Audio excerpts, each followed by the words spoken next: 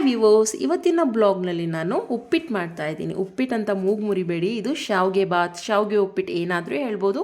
ಸೂಪರಾಗಿರುತ್ತೆ, ತಿನ್ನಲ್ಲ ಅನ್ನೋರು ಕೂಡ ತಿಂತಾರೆ. ಒಂದ್ಸಲಿ ನೀವು ಮಾಡಿ ನೋಡಿ, ಟ್ರೈ ಮಾಡಿ. ಹಾಗೆ ವಿಡಿಯೋ ಇಷ್ಟ ಆದರೆ ಲೈಕ್ ಮಾಡಿ, ಸಬ್ಸ್ಕ್ರೈಬ್ ಮಾಡಿ. ಮೊದಲಿಗೆ ನಾನಿಲ್ಲಿ ಒಂದು ಪಾತ್ರೆಯಲ್ಲಿ ನೀರಿಟ್ಕೊಂಡು ಬಿಸಿ ಮಾಡ್ಕೊತಿದ್ದೀನಿ. ಈ ಕುದೀತಾ ಇರೋ ನೀರಿಗೆ ನಾನು ಅರ್ಧ kg ಶಾವ್ಗೆನ ಹಾಕ್ಕೊತಾ ಇದ್ದೀನಿ. ಇದಕ್ಕೆ ಸ್ವಲ್ಪ ಉಪ್ಪು ಹಾಕಿ ಬೇಯಿಸ್ಕೊತಾ ಇದ್ದೀನಿ. ತುಂಬ ಚೆನ್ನಾಗಿರುತ್ತೆ.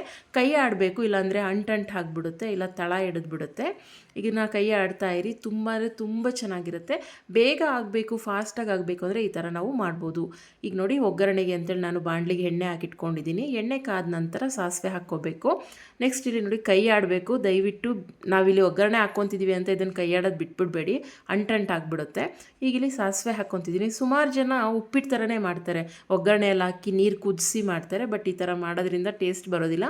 ಈ ಥರ ಒಂದ್ಸಲಿ ಟ್ರೈ ಮಾಡಿ. ಈಗ ಒಗ್ಗರಣೆಗೆ ನಾನು ಕಡಲೆ ಬೀಜ, ಕಡಲೆಬೇಳೆ ಮತ್ತು ಕರಿಬೇವಿನ ಸೊಪ್ಪು, ಹಸಿಮೆಣ್ಸಿನ್ಕಾಯಿ ಎಲ್ಲ ಹಾಕ್ಕೊಳ್ತಾ ಇದ್ದೀನಿ.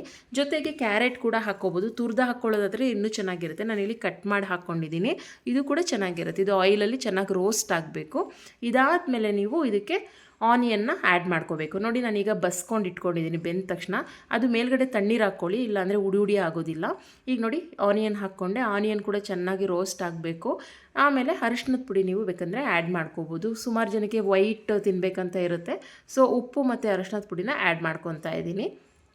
ಆ್ಯಡ್ ಮಾಡ್ಕೊಂಡ್ಮೇಲೆ ನಂತರ ಈಗ ನಾವು ಶಾವಿಗೆ ಬಸ್ತಿಟ್ಕೊಂಡಿದ್ವಲ್ಲ, ಅದನ್ನು ಈ ಒಗ್ಗರಣೆಗೆ ಹಾಕಿ ಮಿಕ್ಸ್ ಮಾಡ್ಕೋಬೇಕು. ಜೊತೆಗೆ ಸ್ವಲ್ಪ ಕೊತ್ತಂಬರಿ ಸೊಪ್ಪನ್ನ ಮೇಲೆ ಉದುರಿಸ್ಬಿಟ್ಟು ಮಿಕ್ಸ್ ಮಾಡಿದ್ರೆ ಅಲ್ಟಿಮೇಟ್ ಶಾವಿಗೆ ಬಾತ್ ರೆಡಿ.